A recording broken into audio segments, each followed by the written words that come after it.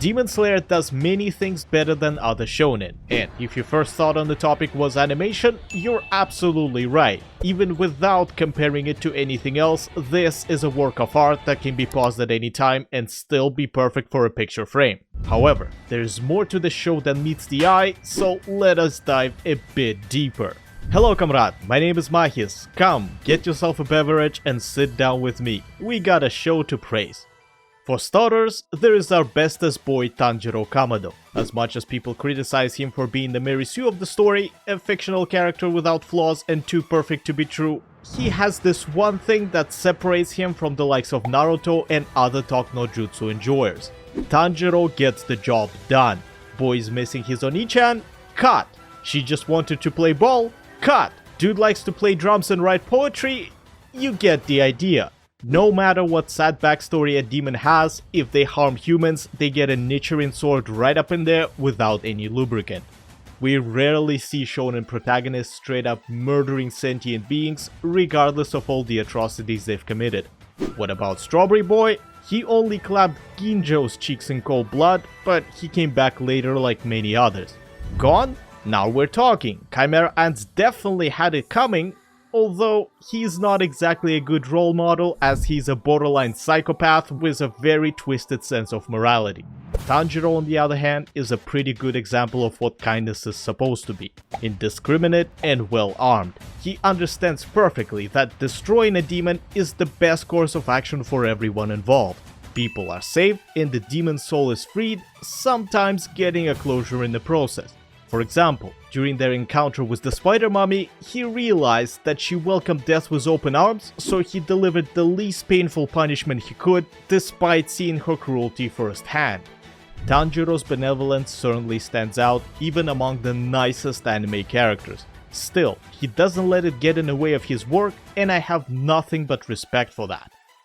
Speaking of respect, it has been a long while since I've seen an anime that had such a good cast of female characters. And before you get pitchforks and torches, yes, they're all exceptionally pretty and I'd take this girl out based on her eyes alone.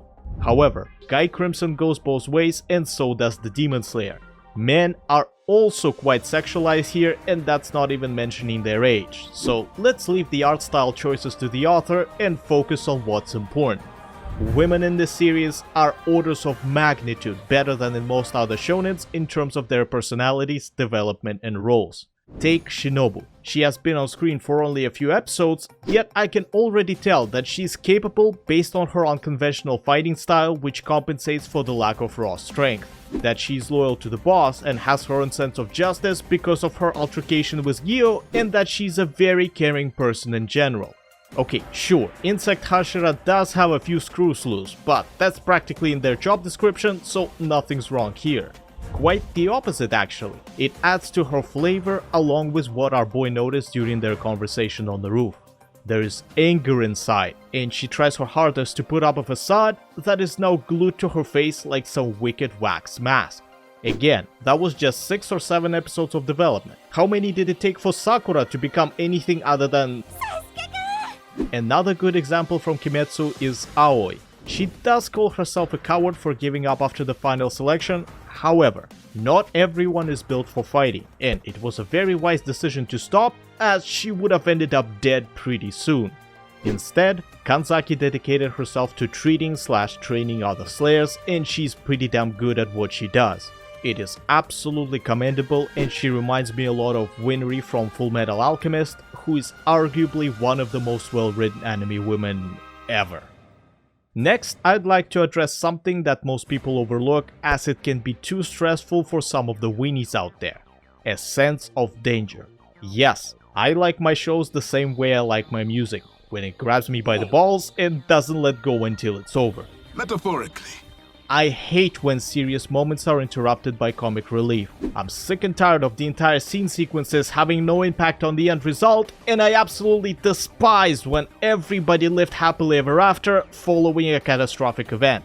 It doesn't work like that.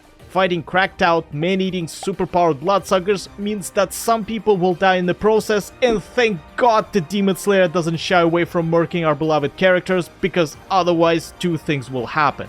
Firstly, Lack of stakes will result in a lack of interest, as you will always know that the heroes you like will live. And secondly, villains will appear incompetent, boring, and inconsequential, making the good guys feel underwhelming as a result. Look at Mugen Train arc. The whole Enmu situation might as well have been a prologue for Akaza's arrival and could have been replaced with Train's engine exploding with little to no changes to the plot. He literally didn't do anything to our squad other than tiring them out. A fucking conductor is better suited to be a Kizuki for getting a jump on Inosuke and almost fatally injuring the Sunbreather. Luckily, the show went back on track within minutes, and we got reminded that people are indeed mortal, as one stripy boy decided to open a pastry joint. Anime comrades might want to cover their sensory organs for the next 10 seconds. Out of all the named core members in the show, barely a few will survive the onslaught that was the Muzan vs Slayers conflict, and none will escape unscathed. It is very refreshing to see this kind of story unfold, since we viewers are unsure of what will happen next and how much more time we have with a specific character. In Naruto, again, used as an extreme example that everybody is aware of, in a span of 425 canon episodes, only 6 OG good Hidden Leaf characters died. There is no sense of danger whatsoever. It disappeared after Sasuke's retrieval arc, to the point where Neji's death was more annoying than sad. It's imperative to have the audience sitting on the edge of the seat every once in a while. Of course, the main character in 99% of the shows will not die, not until the last episode or so, and it's totally normal. Tanjiro is going to defeat Muzan one way or another as per definition of the genre. And the sole question is, who else will be left standing next to the MC after the dust settles? To help our boys get to the final fight in One Piece, this series offers them a variety of activities and a power system that has some relevance to the real world. You see, quite often we have some otherworldly abilities, cosmic resources like mana, or a combination of these two. It gives a lot of freedom to the creator, which sometimes leads to an outstanding result such as Nen, an intricate and versatile system from Hunter x Hunter. But Slayers are built different and rely only on themselves through training their bodies and learning how to properly breathe. Sounds a bit meh until you see an entire lightning current coming out of a sword and slashing through whatever was unlucky enough to get in its path. Here's what makes Demon Slayer better than other shonens.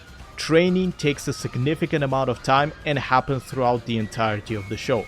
For example, Kamaboko Ganpachiro has spent 2 years grinding just to attempt to become a member of the Corps. Moreover, every time he went to recover from injuries, he tried to expand whatever skills he got during the fight and learn new ones by taking on progressively more complicated gigs. At first, he was breathing exclusively during the strikes, then upgraded to breathing constantly, harder, and combining the different techniques together. A very straightforward and logical progress, unlike some conveniently placed power-ups within a story that is based around random new spells appearing in one's floating book. The most interesting thing to me is the emphasis on working out their own bodies rather than some imaginary vessel. There are weights, flexibility exercises, and cardio featured in the show, and the only other ones I can think of that do that are My Hero Aka and that gym scene from Hunter x Hunter. Big props to Demon Slayer for depicting a balanced, realistic, slightly exaggerated training routine. Lastly, we got to give credit to the Demon Daddy and his role in this fabulous tale. He is an obvious end goal, no ifs, ands or buts. What's so special about that, you ask? Well, when was the last time we had a final boss revealed within the first season or two, let alone in the first few episodes? Yes, quite often it's either a perpetual escalation of villains or leapfrogging between Shigi, All for One, Shigaraki again, then a fusion confusion. It can get pretty chaotic, especially with a long-running series. However, Demon Slayer sets the bar early on and it helps us get a rough estimate of what we are up against. Think of it as a castle that we need to breach, except it's located way over there, surrounded by forest and with multiple watchtowers blocking our way.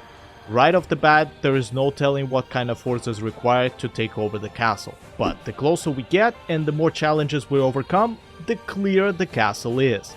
Demon Slayer gives us a pretty solid hierarchy for the enemy forces, and it doesn't take a triple-digit IQ to figure out that Tanjiro and company will face progressively stronger opponents on their way to the big bad of the show.